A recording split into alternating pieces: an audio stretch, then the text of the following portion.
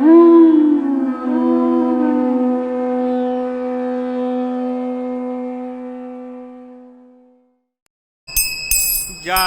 राधा माधव कुंज बिहारी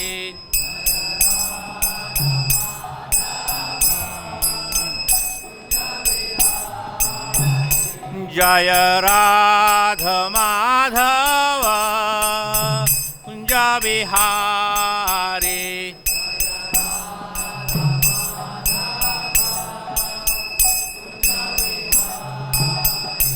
जय राधा माधव कुंज बिहारी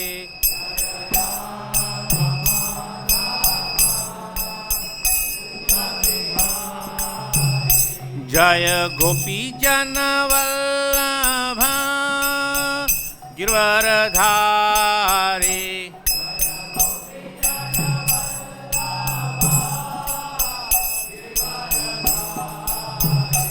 जय गोपी जन वल्लभ गिरवरधारी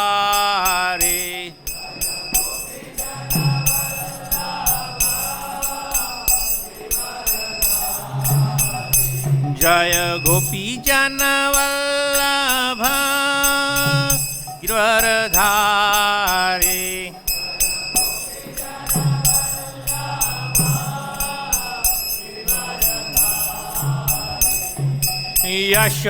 यशोदानंदन व्रज जन रंजन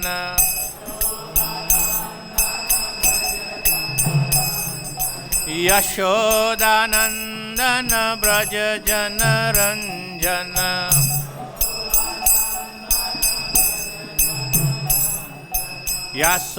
यशोदानंदन व्रज जन रंजन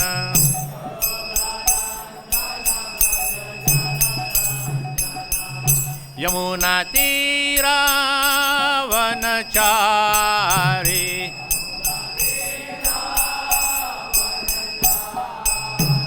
यमुना तीरा वनचारी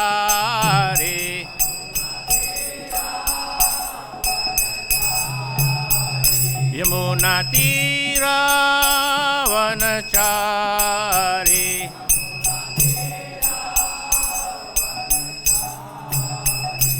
जय राधा माधव कुंज बिहारी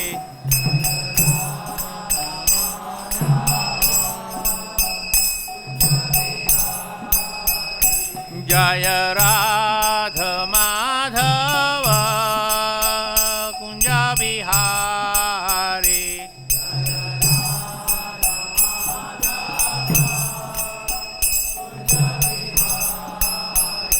जय गोपी जन वल्लभ गिरवरधारी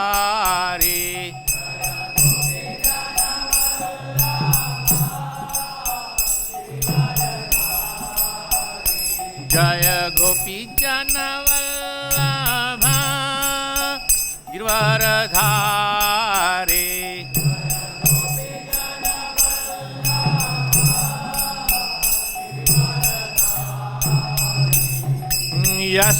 यशोदानंदन ब्रज जन रंजन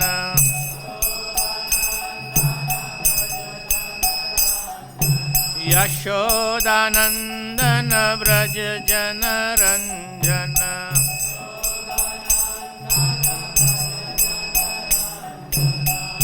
यमुना तीरा वनचारी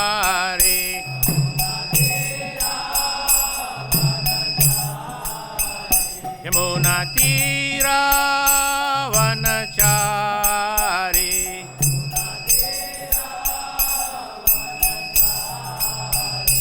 हरे Krishna Krishna Krishna Hare Hare Hare Ram Ram Ram Hare Hare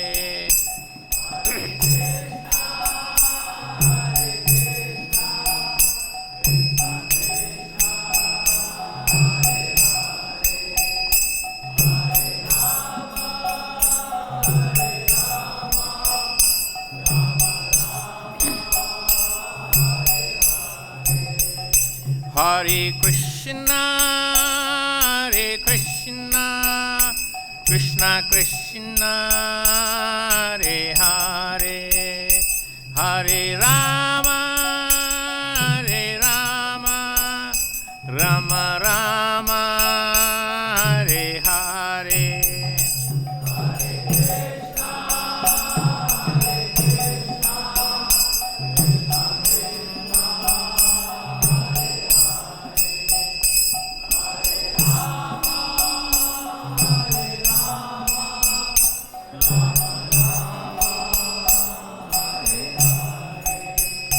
Hare Krishna, Krishna Krishna, Hare Hare, Hare Rama, Rama Rama, Hare Hare.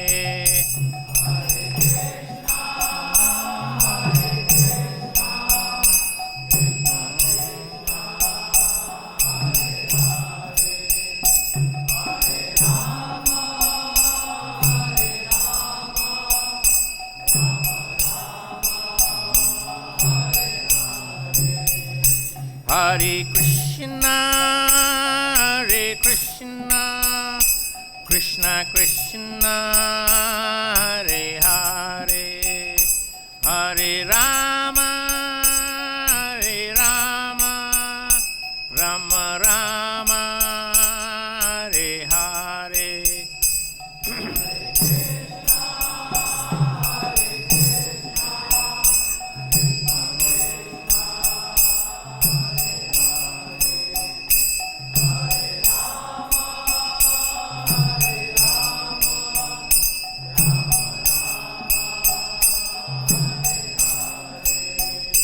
Jaya Prabhupada, Jaya Prabhupada, Jaya Prabhupada, Jaya Prabhupada.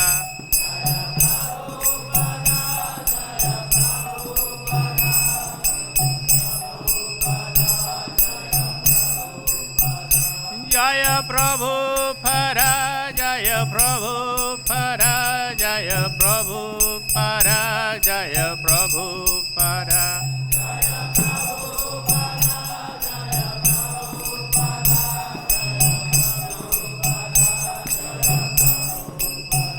Jaya Prabhupada, Jaya Prabhupada, Jaya Prabhupada, Jaya Prabhupada.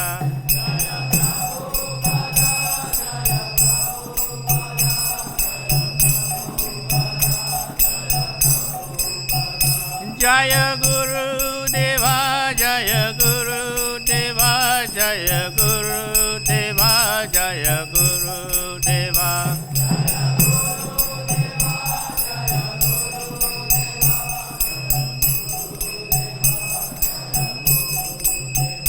Nitai Gaur Hari Bol, Hari Bol, Hari Bol, Nitai Gaur Hari Bol.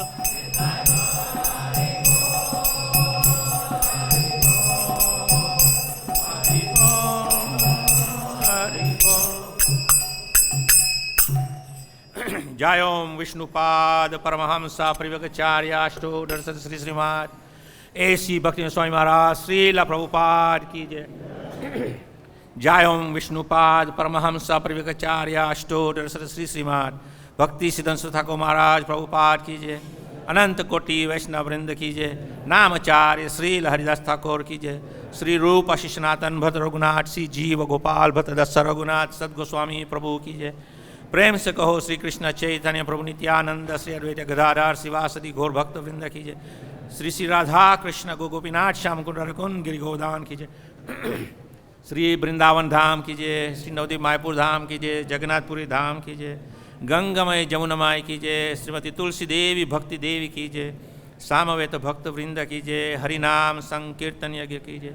जय श्री श्री कृष्ण बलराम कीजिए. श्री श्री राधा श्याम सुंदर ललिता विशाखा कीजिए. श्री श्री गौर निताय कीजिए. ग्रंथराज श्रीमद् भागवत महापुराण कीजिए. निताय गौर प्रेमानंदे. All glorious assembly devotees, all glorious assembly devotees, All glories to Sri devotees. All glories, Sri Guru, Sri Gauranga.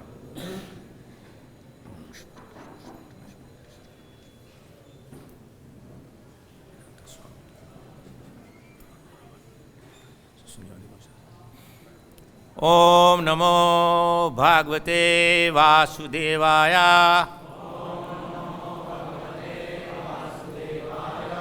Om Namo Bhagavate Vasudevaya.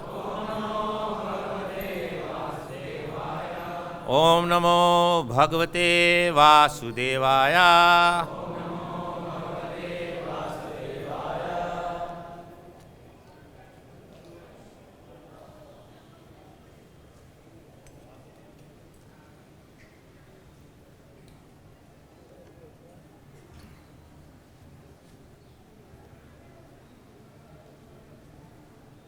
What is the verse?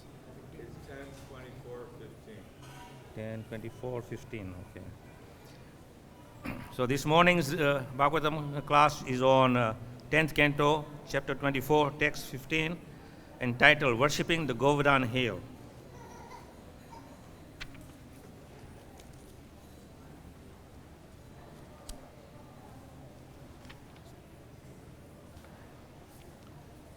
Kim indreṇa iha bhūtānāṁ sva-sva-karmānuvartinām anīśenā anyathā kartum svabhāva-vihitaṁ nṛṇām kim indreṇa bhūtānām sva-sva-karmānuvartinām anīśenānyathā kartum svabhāva-vihitaṁ nṛṇām kim indreṇa bhūtānām sva-sva-karmānuvartinām anīśenānyathā kartum svabhāva-vihitaṁ nṛṇām. Anyone? Kim indreṇeha bhūtānām sva-karmānuvartinām anīśenānyathā kartum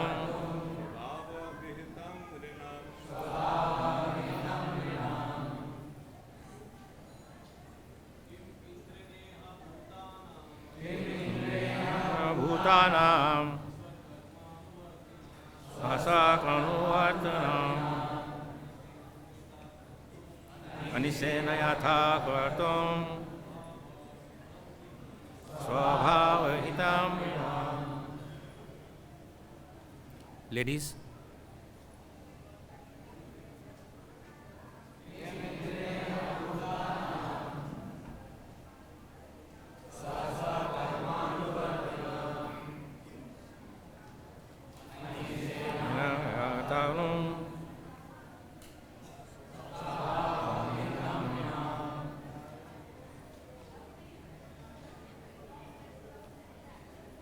Kim, what? indreṇa, with Indra. Iha, here. Bhūtānāṁ, for living entities. Sva-sva, each their own. Karma, of fruitive actions. Anuvartinām, who are experiencing the consequences. Anīśena, Indra, who is incapable. Anyathā, otherwise. Kartum, to make. Svabhāva, by their conditional nature. Vihitam, that which is ordained. nṛṇām, for men. Translation and purport by His Divine Grace, A.C. Bhaktivedanta Swami, Srila Prabhupada. Living beings in this world are forced to experience the consequences of their own particular previous work. Since Lord Indra cannot in any way change the destiny of human beings, which are born of their own nature, why should people worship him? Purport. Lord Krishna's argument here is not a negotiation of free will. If one accepts the existence of karma as a system of laws awarding reactions for our present activities, then we ourselves, according to our nature, will decide our future. Our happiness and distress in our happiness and distress in this life have already been adjudicated and fixed according to our previous activities, and not even the demigods can change that. They must award us the prosperity or poverty, sickness or health, happiness or distress due us by the previous work. However, we still retain the freedom to select a pious or impious mode of activities in this life. The choice we make will determine our future suffering and enjoyment. For example, if I was a pious in my last life, in this life the demigods may award me great material wealth, but I am free to spend my riches for good or for bad purposes, and my choices will determine my future. Thus, although no one can change the karmic results due to his life, everyone still retains his free will, by which he determines what his future situation will be. Lord Krishna's argument here is quite interesting. However, if it neglects the overriding consideration that we are all eternal servants of God and must satisfy Him by all that we do. Om Ajnana Trivandandasya Jnananjana Salakaya Chakshuzunmilitam Yena Tasmai Sri Guruve Namaha Vanchakalpa Trubhyasya Kripa Sindhu Vyecha Patitanam Pavanebhyo Vaishnavyo Namo Namaha. Jai Sri Krishna Chaitanya Prabhu Nityananda Sri Advaita Gadadhar Srivasadi Gaur Bhakta Vrinda. Hare Krishna Krishna Krishna Hare Hare, Hare Rama Rama Rama Hare Hare. Hare Krishna. So it is very interesting, this part of the Srimad Bhagavatam. Of course, it's entitled Worshipping the Govardhan Hill. And as we all know, who have read Srimad Bhagavatam or the Krishna book, Hare Krishna. So we all know that in Krishna book there is a description given about how Nanda Maharaj was preparing to worship the Govardhan, worshipping Indra. And this was going on for many generations. But when Krishna saw that why is his father and all the village head making such an endeavor to worship Indra, so he asked his father, what is the purpose, dear father? And his father saying, well, Indra provides rain, and then the rain will feed and nourish all the grains, and all the grains then we feed to the cows and ourselves. So therefore we have to thank Indra for this, and therefore we are making this Indra Yagya, offering to Indradev. And Krishna is saying then, well, if that is the case, then why are we for suffering happiness and distress due to our karma or our previous activities? So if what is already going to be there as our due deserve as individuals and sometimes collectively, it's going to happen. So in the purport, Prabhupada is saying that this is already predestined, is adjudicated by the laws of nature, by the Lord Himself through His different managerial establishment. In this case, all the different karmas which we have done, good or bad, the reactions for that is going to come to us, whether we like it or we don't like it. So what is the point of worshipping Indra? Because the rains are going to come, whether we worship Indra or we do not worship Indra, because it is destined to us. And if it's destined that particular year, there is going to be a drought, then no matter how much Indra worship you do, there is going to be a drought, because that is the collective karma of all the residents of that particular location who are deserving no water or no rain. So, it's not going to change. So, Prabhupada is saying here that if these things are not going to change, then what is the point? But finally, Prabhupada is giving us the real understanding of this verse, saying that we should not forget that we are eternally servants of Krishna. As Krishna is saying, as Prabhupada explains, Jivere Swarupa Hoy, Nitya Krishna Das. Eternally we are servant of Krishna. And as servant of Krishna, what is our duty? To serve Krishna and no one else. So why serve anybody else when the order is there that we are servants of Krishna and therefore we have to serve Krishna? Of course, unless and until you don't come to the realization that you are a servant of Krishna, then you may be under illusion of this material world and the offerings of the material world, and therefore you will be kept under illusion thinking that you are the controller. Aham Ishwara, I am little Ishwara of my little domain. And we try to control everything within our reaches. Sometimes we succeed and sometimes we fail. But either way, it is not going to bring you happiness, because we have seen in this material world since the very beginning of time, there is no living entity who is happily situated. Even if they have riches and beauty and fame, still they are not happy. We see all around us. There are people who are endowed with great beauty. There are people who are endowed with great wealth. There are people who are endowed with great fame. Are they happy? They are not happy. So, of course, an intelligent person would understand that by having wealth, beauty, fame, it's not going to bring me happiness. And why should I endeavor for that? But we still endeavor for it. Nobody stops and says, no, I have enough.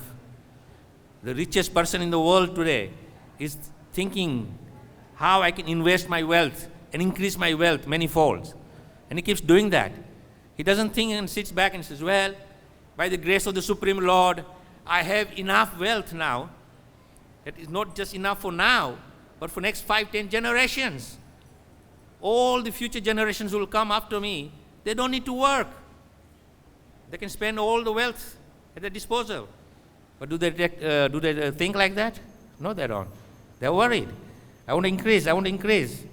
And we as devotees sometimes get into this trap also. And we want to increase. But increase for what? The only time when we want to increase something is for the pleasure of Krishna. Then you are permissible. Otherwise, you are not. So here, it is very clearly said that whatever past activities we have done, the results are already there. It is simply time how it will manifest, when it will manifest. So what is your dues, what is my dues, it will come. Not a second early, not a second late. It will come. But Krishna consciousness is so beautiful that Krishna consciousness actually teaches us how to face all these consequences without being disturbed. Now, ideally speaking, we are following the process of Krishna Bhakti, and by following the process of Bhakti, we should be free from all anxiety. We should be free from all fear. But how many of us can put our hand on our heart and say, I am free of anxiety and I am free of fear? None of us. But we all know Krishna is our supreme protector. And if Krishna is our protector, then who can harm us? No one. But still, we go every day with our regular chanting 16 rounds, Hare Krishna, Krishna Krishna, Hare Hare, Hare Ram, Hare. Keep chanting. But back of the mind, what if Krishna doesn't protect me? Of course, you have to have faith. Krishna protects you. That complete faith in Krishna should be there. If the faith is not there, then your bhakti is very weak. Now we can take example of a young 5-year-old boy, Prahlad Maharaj. When Prahlad Maharaj was given so much trouble by his father for worshipping the Supreme and not acknowledging the supremacy of his father, then he was put through all different kind of troubles. But did Prahlad get disturbed? Did Prahlad protest? Now us, sometimes we are in the ashram, living in the temple, or sometimes we are congregational devotees, but we still come under the ashram or a temple which is affiliated with us, and the temple management comes and tells you sometimes certain things. You may not like it, and you will protest. No, Prabhu, I will not do this. I cannot do it. Prahlad, he did not protest anything. He was not asked to do anything. Only so much trouble was put upon him. And what was that trouble? To somehow or other kill him. And Prahlad, knowing that all these atrocities are there for one purpose, to kill me. But he had full faith in Krishna. And therefore he did not protest. When he was taken on the highest mountain and he was going to be pushed over, Prahlad said, okay, my dear friends, you are doing your duty. You are following the order of my father. So therefore I will not hold it against you. You are duty bound. Otherwise you will get into trouble if you don't follow the instructions of my father. So go ahead and do your duty. And they were going to push him over the cliff. And what did Prahlad say? No protest. Yes, happily go. And with folded hands, he's praying to the Lord. And of course, the Lord comes to his assistance and protects him. Now, sometimes I see, our devotees also, when they're embarking on some journey, they sit in the car or they sit in the plane and Namaste Narasingaya Prahlad Dadai, and they start chanting Singha prayers for protection. And after the prayers are finished, you forget Narasimha there.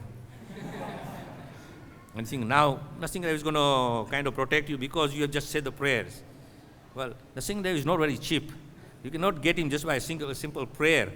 You have to have full surrender. That is why Krishna says in the 18th chapter, conclusion is there. Sarva dharmam parijita, give up everything. Take my shelter. Aham tam sarva papavyo. So this is most important point that Prabhupada is saying, that if we forget that we are servants of Krishna, then there's no question of surrendering to Krishna. And if we are not surrendered to Krishna, then there's no question of aham tam sarva papavyo. We freed from all karmic reactions. Because when you are fully surrendered to the Supreme Lord, then the Supreme Lord, he takes full charge of you. He is in full control of you. And every action you perform will be done directly under his direction. And of course, Krishna is not going to make you do things which is going to be detrimental to you or harmful to you or harmful to the society. He's going to make you do things which is going to be very beneficial to you as individual and beneficial to the society at large. So this is the importance of understanding that if you want to be free from this suffering, which is already predestined to us, then there's only one way, and that is to take full shelter of the Supreme Lord. And when we take full shelter of the Supreme Lord, then there is no anxiety. Now, we hear this over and over from many exalted speakers of Srimad Bhagavatam. We hear many lectures, many classes. And nowadays, of course, we are going to this new mode of Shastra study, Bhakti Shastri, Bhakti Vaibhava, Bhakti Vedanta, Bhakti Sarvabhauma, all these degrees, and study. And you hear the teachers explain to you the scriptures, and ultimate conclusion is surrender. And after getting a degree in Bhakti Shastri and Bhakti Vaibhava and all these different degrees, you get a certification, then say, how surrendered are you? Well, I will surrender one day, not today, but I'm working on it. So we are all struggling to surrender. And why we are struggling to surrender is because we do not understand the Supreme Lord and His mercy. As Prabhupada has explained to us over and over in his wonderful purpose, that Krishna has specifically come to give us His mercy and give us His shelter. He is freely giving us His shelter. How many of us are very eagerly taking His shelter? Those of us who are Sankirtan devotees, we go out there and we preach, convince someone that please take this book, it will change your life. But they are not happy to take it. And then someone shows a little interest in Krishna consciousness and says, wow, this is cool. He is receptive. Let me give him the conclusion of the philosophical understanding of Shastra. So you start working on that individual. And you explain to him the beauty of surrender to Krishna. And when you surrender to Krishna, then everything becomes very pleasant. which we can read in the Shastra again, in the Srimad Bhagavatam. It's full of wonderful devotees who are fully surrendered to Krishna and they are blissfully enjoying themselves. But when we are preaching to this individual, he is somewhat convinced. So yes, I think what you are saying is correct. So intellectually he's thinking this is the right thing to do. This human birth is for this purpose. So he says, I want a mala. So you take him, get him a japa mala, and you introduce him to the chanting, and he's chanting the Hare Krishna mantra, and he's on his way. Then the person who's preaching to him, who's convinced him to take to Krishna consciousness, you say, okay, now we're going to do a little introspection about you. How much are you convinced about this? Unless until you are fully convinced, you cannot convince the other. That is the way of how the nature works. Unless you are fully convinced about anything, you cannot convince someone else. So we read in the Srimad Bhagavatam, we read the Bhagavad-Gita, we hear the lectures, we associate with devotees, and over we are hearing these things. But it's very pleasant to hear these things. But to put into practice, it is very difficult. So unless and until we want to be free from this, then this is our position. So here Krishna, of course, as the verses are explaining, that he is making many arguments to his father that this Indra Puja is of no value. Whether you perform this or you do not perform, the rains will come. And we see every year, depending on which country you are in, there are different seasonal changes. And these changes will come. Like for example, here in Vrindavan, Kartik is a very pleasant time of the year. But as soon as Kartik is finished, and we go into November, and the cold spell starts to come, and you start performing Surya Yagya and Indra Yagya and this Yagya and that Yagya to keep the winter away. Will it stay away? It won't. It will come. Nothing can stop. That is part and parcel of this material nature. So the cold will come, and similarly as the cold period is over, come February, the sun comes into the northern hemisphere, and the northern hemisphere begins to warm up, and the beautiful plants begin to blossom again, full greenery, and then the spring is there, and it's blossoming, and then after spring is very pleasant, but then the summer comes, 45-50 degree temperature, and it is very uncomfortable. And then again, after the summer is gone, the rains come, and then winter comes. So this will come and go without fail. It won't stop. So Krishna is arguing with Nanda Maharaj that whether you do this, you don't do. Then Nanda Maharaj is kind of giving in to Krishna. Why? Not because he's convinced of Krishna's argument, but his love for Krishna. He's saying, how can I disappoint my darling son? And of course, Krishna is all attractive. So he's completely taken over Nanda Maharaj's heart. So Nanda Maharaj, in order to please Krishna, he said, okay, what do you want me to do now? Let's follow what you want me to do. So he said, make this beautiful, huge offering to Govardhan. Because at the end of the day, it is Govardhan who is giving us all the fruits, all the grains, all the vegetables, and the rain which comes from the cloud which cools down on the top of the hill and comes down as rain and cascades down as rivers, and we're getting water and everything is supplied by Govardhan. Of course, because when we go to the Govardhan today, we see the maximum height I think is 50 feet at the highest point of Govardhan. But that is only the tip of Govardhan, because Govardhan was cursed that every day it will go down by a mustard seed. So it's going down and down. But I read a description of Govardhan Hill in Chaitanya Charitamrita. It was saying something like 60 miles long and some 30 miles high. It's a huge mountain. Even Himalaya is not that high. Himalaya is more, maybe 20,000, 30,000 feet. I don't know, some of you might know. But 30 miles high, that is a huge hill. So anyway, Nanda Maharaj is kind of giving in to his son because he loves him. And then he says, yes, offer to Govardhan. So he's making this elaborate arrangement to offer Govardhan. And then in the back of his mind, he's thinking, after I have satisfied my son, I'll do a quick Indra puja so that Indra doesn't get angered by this. So when the offering is all made, everything is nicely arranged, and then what happens? Krishna himself takes the form of the Govardhan, and he devours all the offering, and he eats everything that is offered. Then Krishna turns to his father, Nanda Maharaj. See, dear father, all these years you're offering such huge offerings to Indradev. Has he even taken a little morsel of it? But you offered it to Govardhan, and Govardhan devoured everything. That means Govardhan is our real shelter. He is the real provider. So of course, Govardhan, as we understand, is not different from Krishna, and therefore, we have Govardhan Shilas, we worship him as good as Krishna. And some different have a different mood. They worship Govardhan as a servant of Krishna, which is nothing wrong, because that is a different perception of saying Govardhan. Because at the end of the day, Govardhan is also servant of Krishna, is serving Krishna. So Nanda Maharaj was quite happy to see this, and then when he saw the Govardhan, enjoying all the bounty of offering made to Govardhan, now he's convinced. But meanwhile, Indra is kind of thinking, hey, that is my offering. How dare this insolent little boy take my offering away from me? So he said, I'm going to teach them a lesson. So, of course, in the Krishna book, we understand that Indra was very much upset, and then he said, okay, to his thunderclouds, go and rain.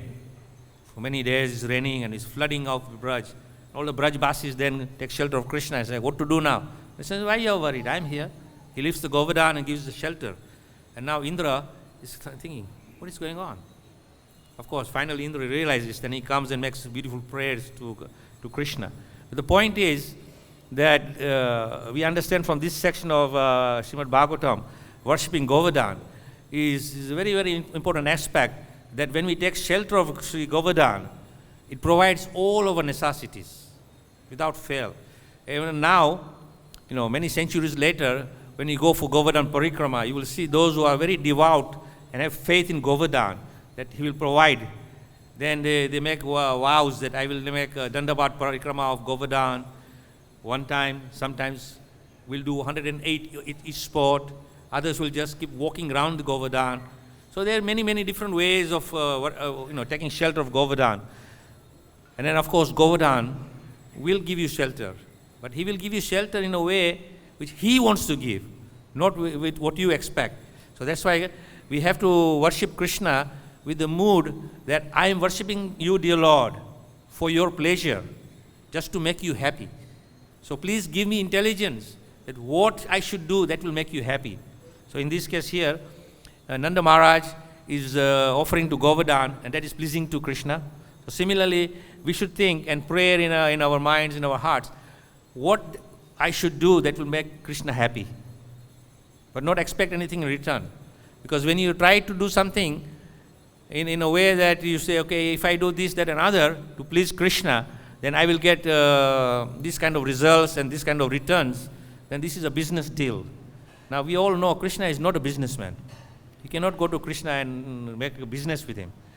Because you try to do business with Krishna, what does Krishna say? I have no interest in you. He will reject you. So therefore, Krishna says in the Bhagavad-Gita, karmani eva adhikarastu. Simply do your duty. Ma phaleshu karach. And said, don't worry about the result. That I will see what you deserve.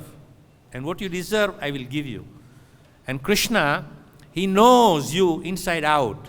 As individually, he knows what is your capacity, how much you can handle, how much you can digest without becoming arrogant.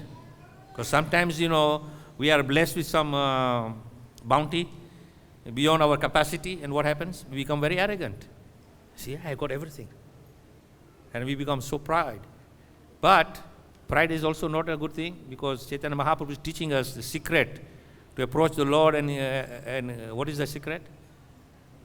We approach with humility, with tolerance, free from ego, and offer all respect unto others. So this is humility, which is the key to Krishna's heart. So when we pray to Krishna, Krishna will give us that which we need. So many times I say that we have a mindset and we go to Krishna and saying, I want, I want, I want, I want. And then very quickly the I want need, turns into I need, I need, I need. So you're trying to convince Krishna, I want this, I want this, I want this. Why? Because I need this, I need this, I need. And Krishna is saying, well, from where I am standing, I don't think you need these things. But we want.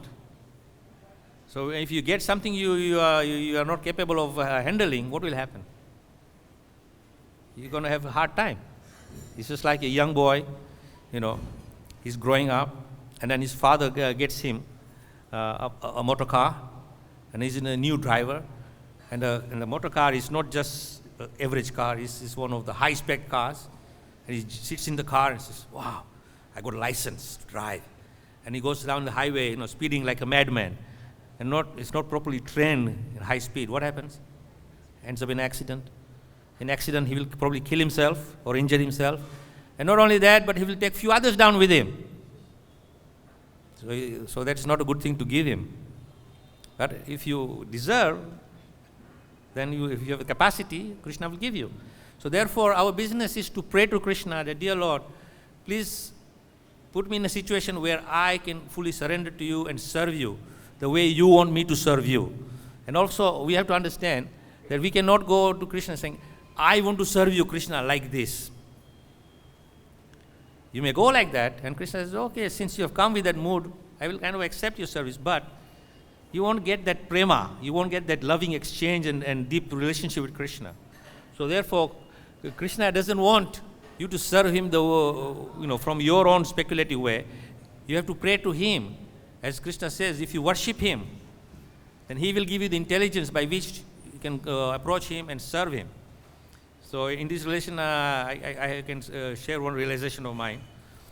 That many years ago when I was in New Vrindavan, every morning during Mangalati, the head pujari would come and tap you on the shoulder and say, today you are addressing Krishna, today you are addressing Radharani, today you are addressing Gaunitai, today you are addressing Nrsimhadev. So he would tell you which personality you're going to serve today. You can't choose yourself. It's the head pujari who comes and tells you. And then once he tells you which personality you are going to serve today, then he also tells you what color costumes they're going to wear. So, of course, Radha Vrindavan Chandra is very, very opulent Lord and has got many, many, many wonderful dresses of all colors and shades and everything. So this one morning when I was in Mangalati, he tapped on my shoulder and saying, Krishna today. So I said, okay. And he said, color red. So I was like so jubilant and feeling, wow, I have one very favorite costume of mine, which I'm going to dress Krishna today. And Krishna is going to look very majestic. So there I'm so elated. And as soon as the samsara prayers are finished, we kind of make our way into the puja room, select the costumes, get ready. And as soon as the Mangalarti is finished, curtains closed, we're straight onto the altar and begin the ceremony of worshipping the Lord. So there I am, and I told my counterpart, Varshana Maharaj, I've chosen the costumes, red color. So Varshana said, okay, fine. So he started dressing Radharani, and I'm dressing Krishna. For 25 minutes, I'm struggling. The costume is not fitting properly, it doesn't look proper. And I was thinking, what is going on here? It's the same Radha Vrindavan Chandra. He hasn't put on weight. No, he hasn't changed. And this costume, I have put on Krishna many times in the past. And it's come out perfect. So what is going on here? And I was in anxiety because in New Vrindavan we have very, very strict system that deity greeting time, whether you are ready or not, curtains will open.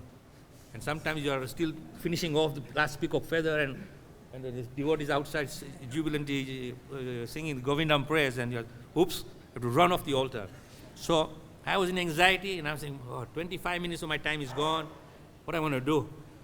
And meanwhile, Varshana Maharaj had already finished Radharani dressing. So I said, Maharaj, got to change this costume. It's not working. He said, what?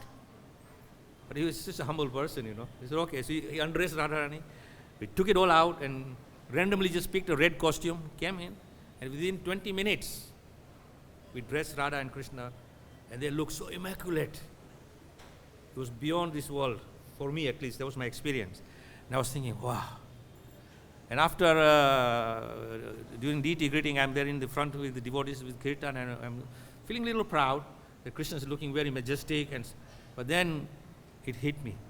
I said, I was thinking I am dressing Krishna. Such illusion.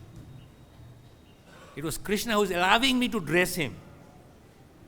But when Krishna is allowing me to dress him, actually Krishna is dressing himself. He's just using me as an instrument. He's using my hands to move around. But actually Krishna is dressing himself. Because Krishna wants to dress himself the way he wants to dress, not the way I want to dress him. No, he's a person. He's not some statue. He's there, and he decides what he wants. Not you or I decide what he wants. So therefore, I had very, very deep realization that day that Krishna gets what he wants, not what we give him. Although sometimes, we go with many offerings and think, I'll offer this to Krishna, I'll offer this. It's okay, you're offering, fine. But you got to offer me what I want. And even our own reciprocation with our individual persons. We have good friendship. And when we are happy with our friendship, in that time you want to offer something to your friend, you may get something and offer to the friend. And out of friendship, say, yeah, thank you, Prabhu. It's very nice of you. But if you give him something he wants, wow, I was so hoping I would get that. And his reaction and his emotion would be so different. So this is how Krishna will reciprocate with us. When we give Krishna what he wants, then Krishna will reciprocate with us. And the more we reciprocate with him the way he wants, then we will feel very much, the ecstasy of being with Krishna. Because we hear this all the time, that when you serve Krishna, you'll become very much, transcendentally happy and ecstatic. But then we see all our lives, going through many years of serving Krishna, but we are not feeling that ecstasy, we are not feeling that happiness. So what's happening? Something is eluding here, because our approach is different. So therefore, in my humble realization is that we have to approach Krishna the way Krishna wants us to approach him. And who best knows how to approach Krishna? It's Krishna himself. So if we are fully surrendered to Krishna, and when Krishna takes full charge of us, then he will then allow us to serve him and reciprocate with that service. And when he accepts our service, then we feel much more connected with Krishna. And when you feel much more connected with Krishna, then that happiness comes. Because happiness in this material world is only there when you're connected with Krishna, who's the supreme happiness. Anything minus Krishna, you can have the whole planet, you can have the Dhruva Loka if you like, still you won't be happy, because it is minus Krishna. So anything plus Krishna makes wonderful. So we have to learn from these prayers of, actually this argument from Krishna to Nanda Maharaj, that worshipping the Lord is the highest. And of course here Krishna is telling to Nanda Maharaj, worship Govardhan. So we have to also pray to Krishna, and he will tell us, he's in our heart. He will tell us how he wants us to worship him. Not just offering incense and ghee lamb and flowers. There are many, many different ways of worshipping Krishna. There's unlimited ways of worshipping Krishna. So we have to see what Krishna wants us to do. And sometimes, because our intelligence is not very good, then we have to take the directions of the authorities under whom we are working, because they may have a better insight and they may engage you in Krishna's service. So sometimes say, the temple manager comes and says, Prabhu, the temple courtyard needs cleaning. Can you get the equipment out and start cleaning the temple courtyard? And he says, oh, Prabhu, I'm a Brahmin. We have a lot of Brahmins here. The world is full of Brahmins. But, as Panchagora Prabhu is saying, we have a lot of Brahmins here. But how many Brahmins are knocking at the head pujari's door and saying, Prabhu, please engage me in service? Not many. But point I'm saying is that whatever service is given to us, if we take it in the mood that this is what Krishna wants me to do, Because we are not selecting this service. Service is coming from someone else. So whoever is our authority who is guiding us and engaging us in the service, Krishna is also in his heart. And therefore Krishna may be speaking through him. We don't know. So we have to take it in that spirit. And Krishna will then guide us. So this one point which just came to my mind, very, very, very important point, how Krishna comes in different ways. But Srila Prabhupada, before he came to America, he was in Delhi distributing his one-page Back to Godhead magazine, and leaflets rather, magazine. So he was there. There was one army officer sitting at a tea stall, with his smoking pipe and his tea there, and he was reading newspaper. So Prabhupada went and asked him, "Sir, you seem very educated. Would you like to take this information about Krishna?" And this person said to Prabhupada, because he's a cultured person, "Swamiji, sit down." So Prabhupada sat down, and then he said to Prabhupada, "Swamiji, why you are wasting your time printing these little pages? Because in this country, this paper doesn't have any value. Even now you see, you go to the shops and buy something, you buy samosa, they will wrap it in a newspaper. So your paper will be just used like that. You print books, Swamiji. Books are very important. People value books." Now Prabhupada was thinking, wow, here is this person reminding the instruction of my Guru. My Guru is speaking to me through him. Now this person had no connection with Prabhupada's Guru, Bhaktisiddhanta Saraswati Thakur Prabhupada. But Prabhupada is saying that Krishna is in his heart, and Krishna is telling him to remind me of my instruction to me from my Guru Maharaj. Print books. So Prabhupada took that with great respect from this army officer. He said, "Thank you very much for reminding me." And Prabhupada then embarked to go and get resources and print that first set of Bhagavatams. But the point is, Prabhupada looked at it from a different point of view, saying, here is my Guru Maharaj, this instruction coming to me from this person who has no connection. He's smoking pipe, obviously he's intoxicated with the nicotine, drinking tea, caffeine, reading mundane newspaper. Nothing spiritual about it. Prabhupada could have very well said, "Sir, what audacity you have to tell me what to do? See your condition. You are completely under the illusion of Maya, smoking pipe, drinking tea, reading mundane newspaper." Prabhupada didn't see that. Prabhupada is so different. So that's why I say that when we are associating with devotees, don't judge devotees. Respect. What is my Sisasakam prayer saying? Amanina, manidena. So we repeat this all day long. Trinara Pisunichena. Yes, this is what we're supposed to be doing. When it comes to amanina, manidena, it comes manidena, money, not to give, to take, don't respect. Someone comes to you and says, "Prabhu, Hare Krishna." You say, "Wow, I'm honored."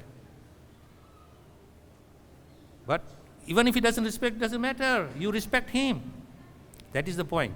So when we take these instructions and engage, then slowly and gradually we will come to the lotus feet of Krishna, and then Krishna will reciprocate with us and guide us in our spiritual journey. So it's coming close to 9 o'clock. I will stop here. If anybody has any comments or any questions, feel free.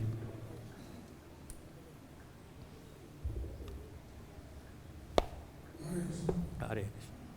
So I was wondering, what was the height of Govardhan 5,000 years ago? Because it cannot be that much. Well, I am only going by what is described in the Chaitanya Charitamrita.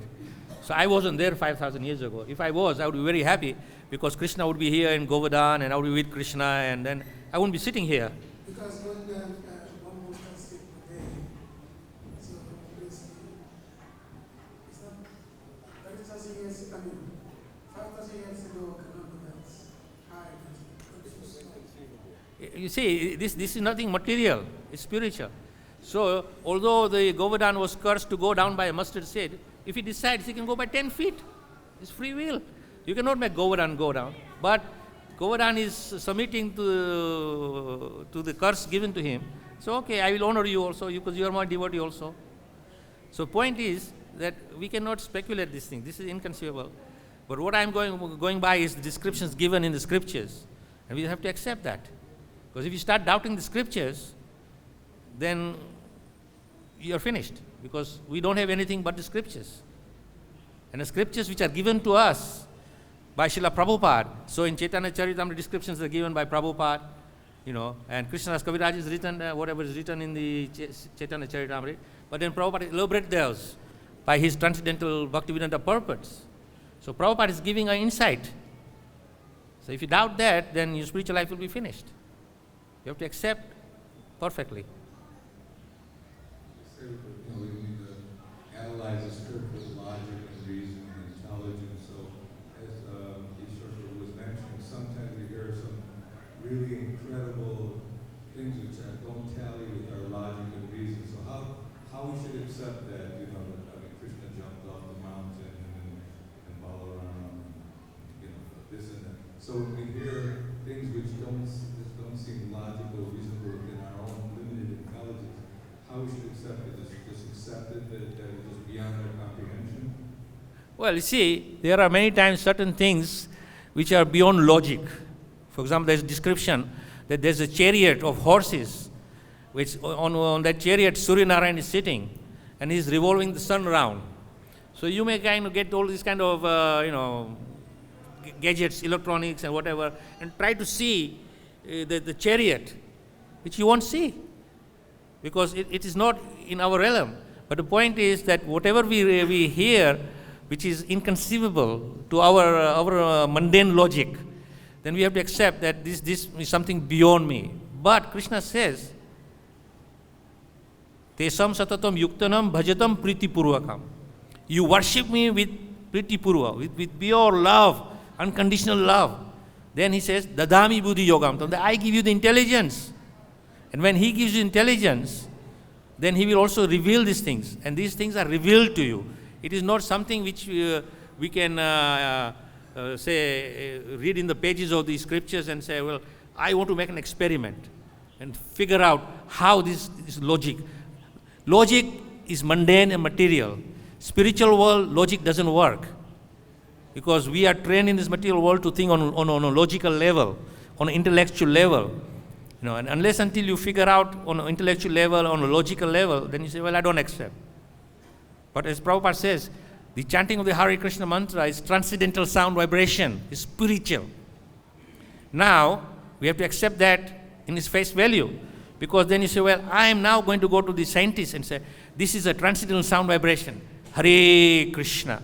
It is spiritual. I want to see how we can measure this is spiritual. Can you measure it? But Prabhupada says, this transcendental chanting of the holy name is spiritual. It's spiritual sound vibration. So, we have to accept that. And at some point, when your heart is pure, free from contamination, the Lord sitting in your heart will reveal to you this transcendental understanding. And when the Lord reveals this thing to you, then you're on your way back to Godhead. Otherwise, you're coming back here. And again, and again, and again. But I wish and pray that nobody comes back again. Make this your last life, and accept what Scripture says as a fact, even if you don't understand. Just like, sometimes the mother tells the child, do this way. And the child doesn't understand. But because the mother has told the child to do a particular activity and follows the instructions of the mother, the child will execute that activity perfectly. But the child doesn't understand. So same with us. We are like a little child, and Krishna is our Supreme Father. He is giving us some information we may not understand, but He will reveal to you when you are ready. Otherwise, you approach with intellectuality to Krishna. Devotional service cannot be approached on an intellectual level. It is from the heart, not from the brain.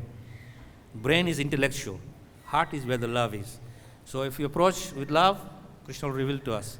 So sometimes things may seem very, unbelievable, but it happens. It's just like someone recently posted on Facebook. It's amazing that they have some kind of huge telescope and whatever, and they are going further out into the universe and taking a picture of the universe, and that picture which is shown on the Facebook from this electronic photo is exactly as the description which Prabhupada has given us. The Lord is lying in the sky, and it looks exactly like that. So, Lord is up there, just because you and I can't see doesn't mean He's not there. The scientists are saying that. And then one last example, that there is a mention in the scriptures where Prabhupada said that there's different oceans. Like this world has an ocean of salt, there is an ocean of alcohol. And the scientists have kind of measured their, this light which source comes and reflects, and figure out that this reflection is from an ocean of alcohol. So there's a planet out there with alcohol. Scripture is already saying that. And then the 9 planets. We know these 9 planets in the last 100 years. But in scriptures, Navagraha Puja is going on from centuries. They didn't have any telescopes and all these modern scientists to tell us that these are planets floating around. But it is already there. So we have to accept and let Krishna decide. Don't get bewildered by Krishna's energy. Krishna is mystic power. He can bewilder us. Okay? Can stop now? Hare Krishna. Jai Srila Prabhupada ki jai. Giriraj Govardhan.